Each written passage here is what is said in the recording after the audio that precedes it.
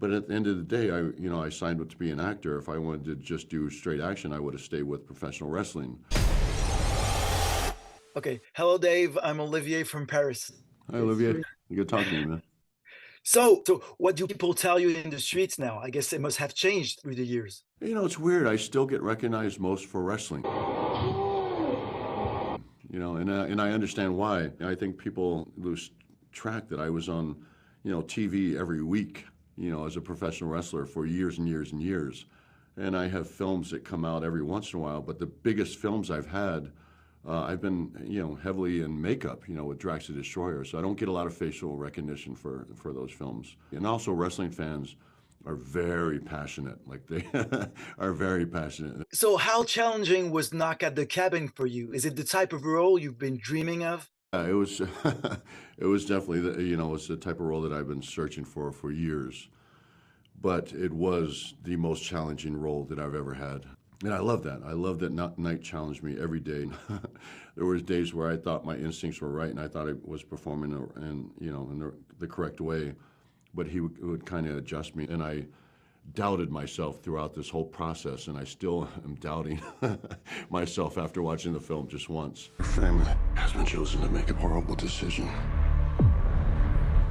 So, but again, this is why I signed up for this. This is what I wanted for myself as an actor, to be challenged by these roles and to take on more dramatic roles, because I think they'll not only make me a stronger performer, but they will make me more of a respected actor. And at the end of the day, I really want to be respected by my peers.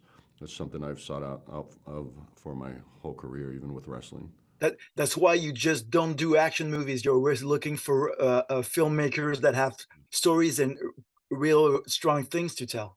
Right. Yeah, I understand why people want to cast me in action roles, and I'm not opposed to doing action roles. If I can get an action role that also has a lot of heart to it, then I'd be open-minded about it. But at the end of the day, I signed up to be an actor. If I wanted to just do straight action, I would have stayed with professional wrestling. I'll do a couple action films if they'll, it's always one. It's kind of a rule in Hollywood, 2 for the studios, 1 for me. 2 for the studios, 1 for me. And sometimes it's a game you have to play, but so this was like 1 for me. I'll do the action stuff. I'll do the big film, the Marvel stuff, the blockbuster. But I want to do a role that requires some acting. I want to grow as an actor. The 4 of us are here to prevent the apocalypse. How was meeting Dave Bautista for the first time? Can he be intimidating?